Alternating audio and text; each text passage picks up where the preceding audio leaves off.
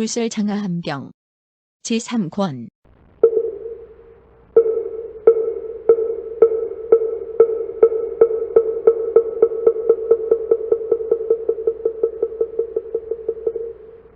그는 그 자리에서 다른 그릇에다 그 음식을 조금 얻어먹었다. 그때 준하는 대중의 공양이 끝난 것을 보고는 바루와 식기를 모두 거두었다. 손짓을 물을 돌리고 나서는 곧 부처님 앞에서 개송으로 여쭈었다. 감히 여쭈옵니다. 크고 거룩한 지혜를 가지신 분이시고 바르게 깨달은 분, 두 가지를 구족하신 분이시며 마음을 잘 다루어 항복받은 분이시여 이 세상에는 몇 종류의 사문이 있습니까? 그때 세존께서 개송으로 대답하셨다. 그대가 질문한 사문은 보통 4종류가 있다. 그들의 뜻과 취미 각각 다르니 너는 그것을 분별해 알라. 첫 번째는 도를 행함이 특별히 뛰어나니, 두 번째는 도의 뜻을 잘 설명하느니, 세 번째는 도를 의지해 생활하느니, 네 번째는 도를 행하는 척 더러움만 짓는 이이다. 어떤 것을 도가 특별히 뛰어나다고 하고 도의 뜻을 잘 설명한다고 하며 도를 의지해 생활한다고 하고 도를 행하는 척 더러움만 짓는다 하는가. 능히 은혜와 사랑의 가시밭 건너 열반에 들되 의심이 없고 하늘과 사람의 길 훌쩍 벗어나면 이것을 도가 특별히 뛰어나다고 한다. 제1의 진리 그 뜻을 잘 알아 도에는 더러움과 때없음을 설명하고 어질고 자비스럽게 사람의 의심 풀어주면 이것을 도를 잘 설명한다고 한다. 법의 글귀를 훌륭히 연설하고 도를 의지해 스스로 살아가며 더러움 없는 곳을 멀리 바라보면 이것을 도를 의지해 생활한다고 한다. 속으로는 간사하고 삿된 마음 품고서 겉으로만 창백한 듯 모양 꾸미며 거짓과 속임으로 성실하지 못하면 이것을 도를 행하는 척 더러움만 짓는다고 한다. 어떤 일을 선과 악이 함께 있으며 깨끗함과 더러움이 뒤섞인 자라 하는가.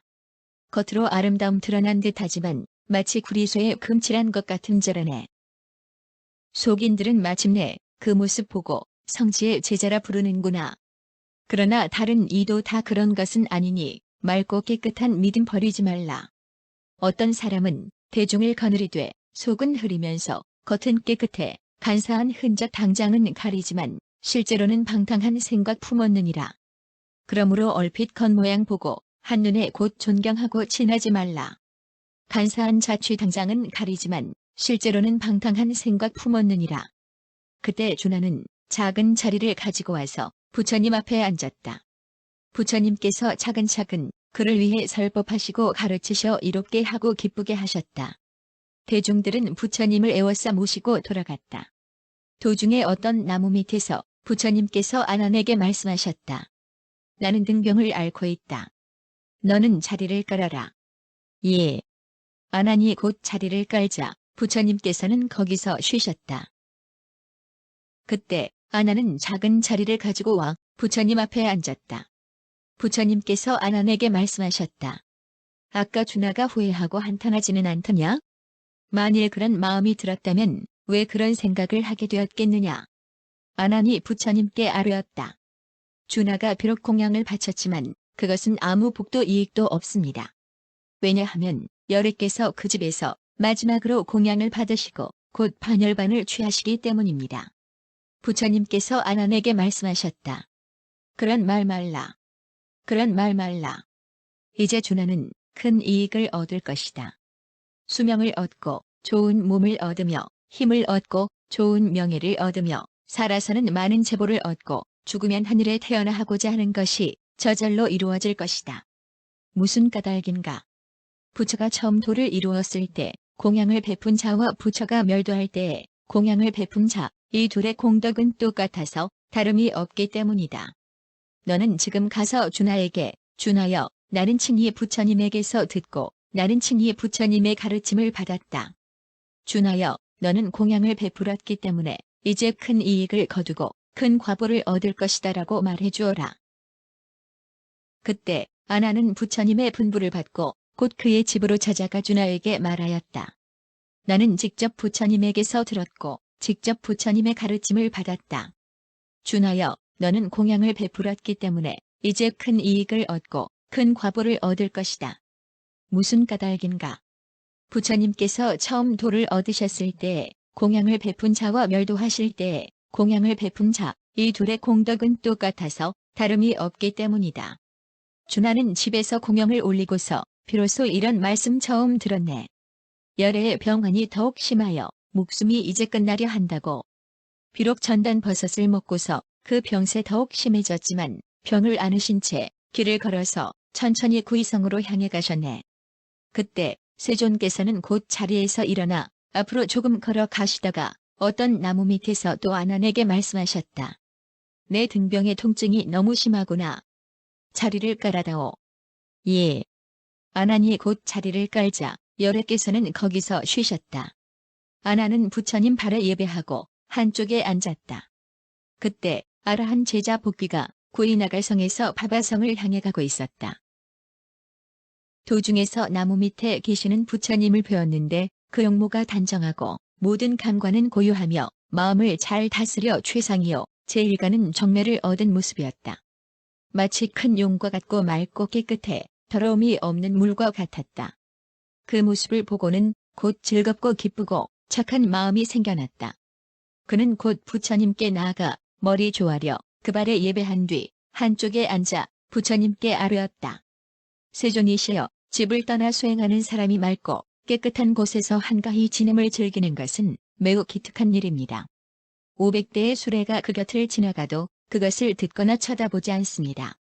언젠가 저의 스승께서는 구이나갈 성과 바바성 중간쯤 되는 곳의 길가 나무 밑에서 고요히 앉아 계셨습니다.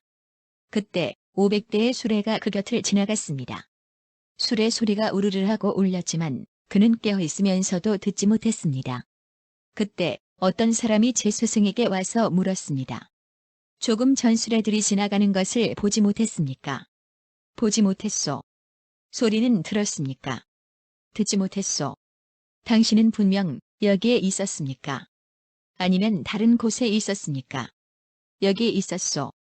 당신 정신이 멀쩡합니까? 제정신이요. 당신은 깨어 있었습니까? 자고 있었습니까? 자지 않았소. 그때 그 사람은 가만히 생각하였습니다. 이 일은 참으로 희한한 일이다. 집을 나와 수행하는 사람이 마음을 한 곳에 모아 정진하는 것이 이와 같구나. 저술의 소리가 우르르 하고 울렸는데 깨어 있으면서도 그 소리를 듣지 못하다니. 그리고는 곧 스승에게 말했습니다. 조금 전 500대의 수레가 이 길을 따라 지나갔습니다. 그 수레 소리가 우르르 하고 울렸는데도 오히려 듣지 못했는데 어떻게 다른 소리를 듣겠습니까?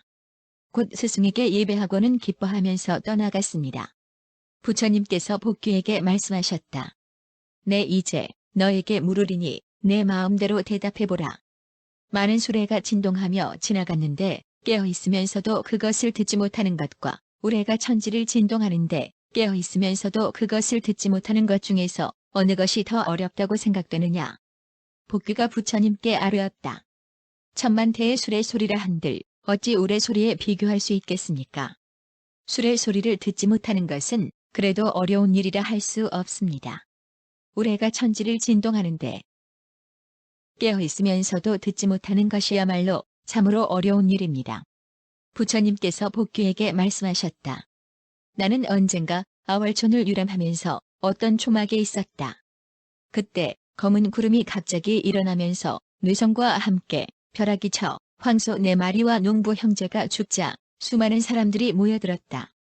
그때 나는 초막에서 나와 거닐며 경행하고 있었다. 그 군중 가운데서 어떤 사람이 내게 와 머리 조아려 발에 예배한 뒤 나를 따라 경행하였다.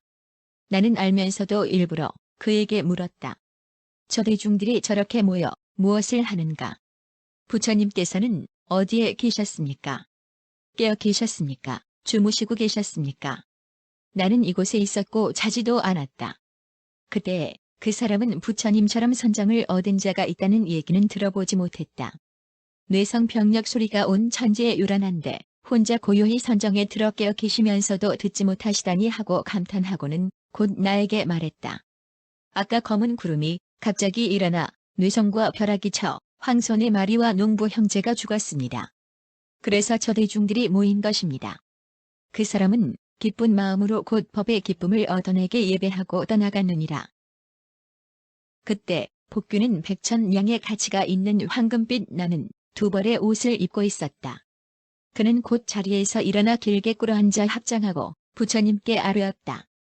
저는 이 옷을 세존께 바칩니다. 원컨대 받아주소서.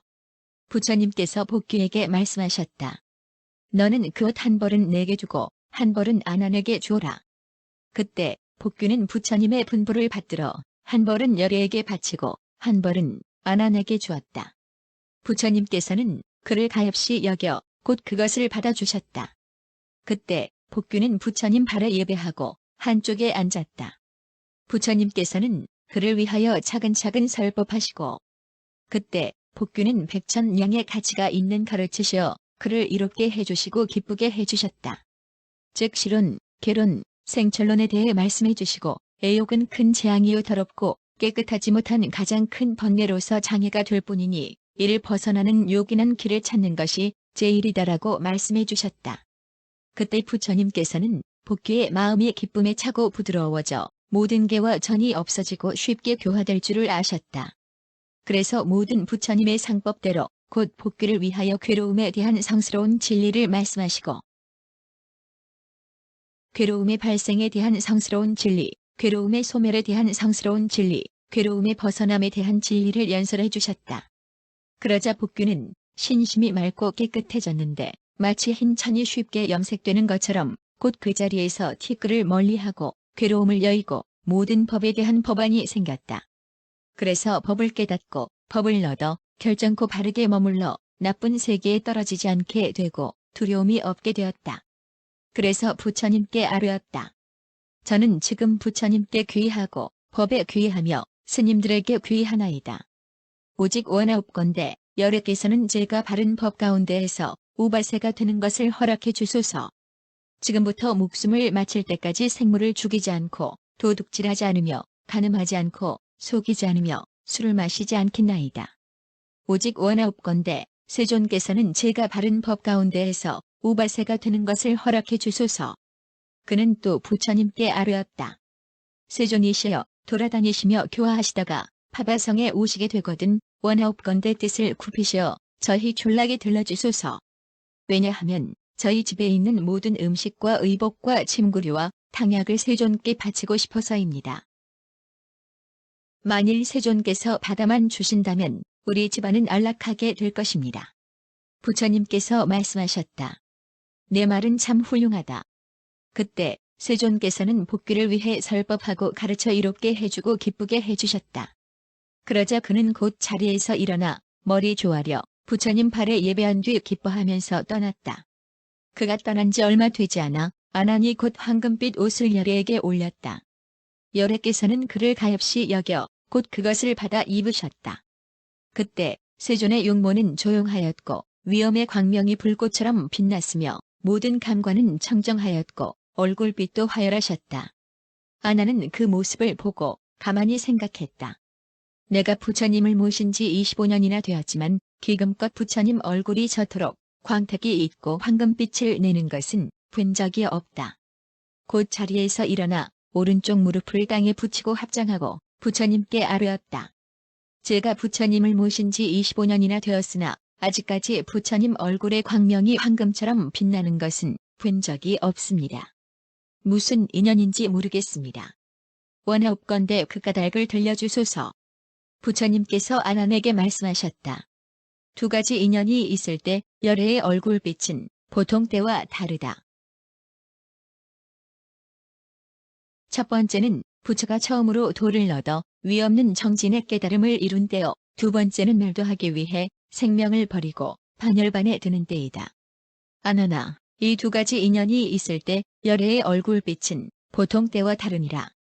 그때 부처님께서는 개송으로 말씀하셨다. 황금빛 옷은 찬란하게 빛나고 부드럽고 곱고 깨끗하구나. 복귀가 그 옷을 나에게 바쳤나니 백호의 광명 눈처럼 희네.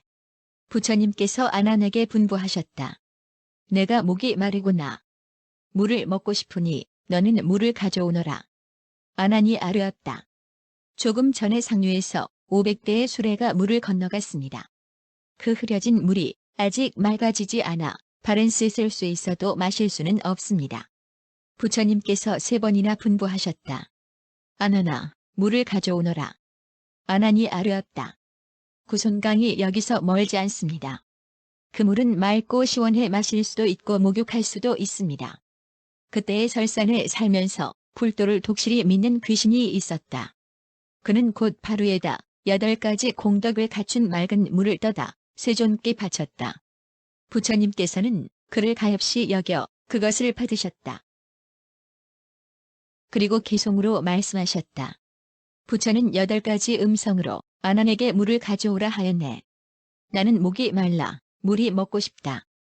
물을 마시고 구시성으로 가자. 부드럽고 온화하고 맑은 그 음성 말을 하면 사람 마음 즐겁게 한다네. 곁에서 나를 시봉하는 아난은 이내 부처에게 이렇게 말하네. 조금 전에 500대의 수레가 강을 건너 저 언덕으로 갔습니다.